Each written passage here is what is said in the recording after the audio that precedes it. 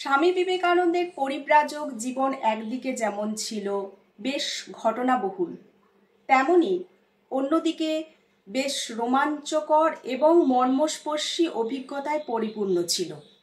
যে সমস্ত অভিজ্ঞতা স্বামীজিকে পূর্ণ করেছে, স্বামীজিকে সমৃদ্ধ করেছে, যে সমস্ত অভিজ্ঞতা ভবিষ্যতের স্বামীজি গড়ে ওঠার ভিত্তিস্বরূপ হিসাবে কাজ করেছে। আজকের ভিডিওতে স্বামীজির পরিব্রাজক জীবনের তেমনই একটি মর্মস্পর্শী ঘটনার বিবরণ দেব। 1890 সালে বরানগর মঠ থেকে এক দীর্ঘ ভারত পর্যটনে বের হন স্বামীজি। এ যাত্রায় তার সঙ্গী ছিলেন স্বামী অখণ্ডানন্দ মহারাজ। দুজনে ভাগলপুর, বারাণসী প্রভৃতি স্থান ঘুরে এলেন নৈনিতাল। নৈনিতাল থেকে আলমোড়ার উদ্দেশ্যে দুজনে হাঁটা পথে যাত্রা করলেন। এই সময় যেতে যেতে স্বামীজি প্রায় অখণ্ডানন্দজিকে বলতেন, তুই রাস্তা দিয়ে যা, আমি একটু বনের ভিতর দিয়ে গিয়ে ওধারে তোর সঙ্গে মিলব। অখণ্ডানন্দজি তাই করতেন। একদিন এইভাবে একা রাস্তা দিয়ে যেতে যেতে অখণ্ডানন্দজি দেখলেন বনের মধ্যে একটা জায়গায় বেশ ফুল ফুটে আছে, আর চারপাশটা বেশ একটা দিব্য গন্ধে পরিপূর্ণ, আর সেখানে ঠাকুর এবং স্বামীজি আলিঙ্গনবদ্ধ হয়ে বসে আছেন। নৈনিতাল থেকে আলমোড়া যাওয়ার পথে স্বামীজির বেশ কিছু অনুভূতি হয়েছিল, যার দু একটি তিনি অখণ্ডানন্দজিকে বলেছিলেন। যেমন স্বর্ণোজ্জ্বল অক্ষরে নানা মন্ত্র দর্শন করেছিলেন, কোন দেবতার কি মন্ত্র এবং সেই সমস্ত মন্ত্রের তাৎপর্য কি, এই সময় স্বামীজি অখণ্ডানন্দজিকে ভালোভাবে তা বুঝিয়ে দিয়েছিলেন।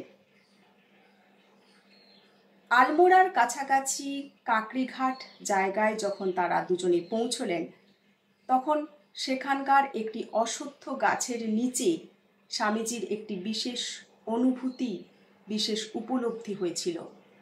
এই অনুভূতিটি এই জন্য এতটাই গুরুত্বপূর্ণ যে স্বামীজি নিজে এই অনুভূতি, এই উপলব্ধিকে বিশেষ গুরুত্ব দিয়েছিলেন এবং অখণ্ডানন্দজির কাছে থাকা ডায়েরিতে নিজে তা নোট করে রেখেছিলেন। অর্থাৎ স্বামীজি নিজেই চাননি তার সেই অনুভূতি, তার এই উপলব্ধি হারিয়ে যাক। কোশি নদীর তীরে, কাকড়িঘাটে কোশি নদীর তীরে একটি শিব মন্দিরের পাশে বেড়ে ওঠা বড় অশ্বত্থ গাছ দেখে স্বামীজি মুগ্ধ হলেন। জায়গাটা ধ্যানের উপযুক্ত ভেবে দুজনে কোশি নদীতে স্নান করে অশ্বত্থ গাছের নিচে ধ্যানস্থ হয়ে যান। 1 ঘন্টা পরে ধ্যান থেকে উঠে স্বামীজি অখণ্ডানন্দজিকে বললেন, দেখ গঙ্গাধর, এই গাছটার নিচে এক মহা শুভ মুহূর্ত কেটে গেল। আজ একটা খুব বড় সমস্যার সমাধান হয়ে গেল। বুঝতে পারলাম ব্যষ্টি ও সমষ্টি, বিশ্বব্রহ্মাণ্ড এবং অনুব্রহ্মাণ্ড একই নিয়মে পরিচালিত। স্বামীজি এই উপলব্ধি, এই অনুভূতি অখণ্ডানন্দজির ডায়েরিতে যেভাবে নোট করে রেখেছিলেন তা হল, বিশ্বব্রহ্মাণ্ড এবং অনুব্রহ্মাণ্ড একই নিয়মে সংগঠিত। ব্যষ্টি জীবাত্মা যেমন একটি চেতন দেহের দ্বারা আবৃত, বিশ্বাত্মাও তেমনি চেতনাময়ী প্রকৃতির মধ্যে বা দৃশ্য জগতের মধ্যে অবস্থিত।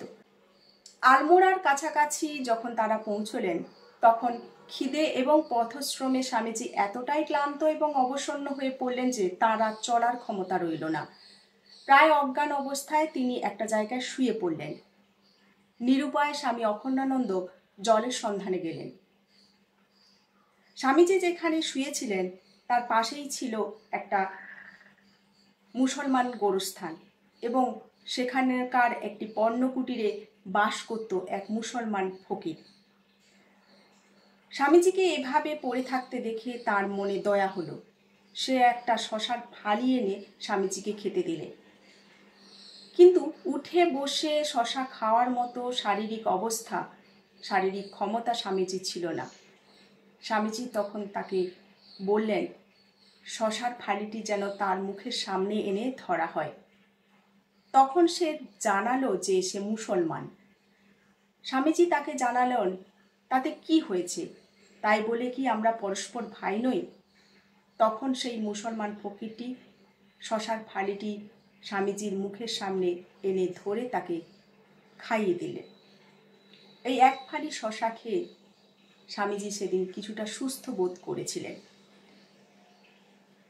আমেরিকার ধর্ম সম্মেলন এবং পাশ্চাত্যে অসাধারণ সাফল্য লাভ করে স্বামীজি দেশে ফেরার পর যখন আলমোড়ায় এসেছিলেন, এক বক্তৃতা মঞ্চে সেই মুসলমান ফকিরটিকে দেখে কৃতজ্ঞ চিত্তে তাকে ডেকে এনে সবার সামনে এই বলে পরিচয় করে দিয়েছিলেন যে ইনিই আমার প্রাণ রক্ষক।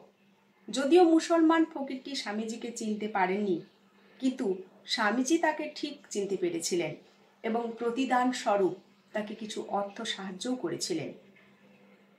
স্বামীজি সেদিন বলেছিলেন, এই মুসলমান ফকিরটি আমার প্রাণ রক্ষক ছিল, আমার প্রাণ রক্ষা করেছিল সেদিন। কেননা ক্ষুধায় আমি এতটা কাতর আর কোনোদিনই হইনি।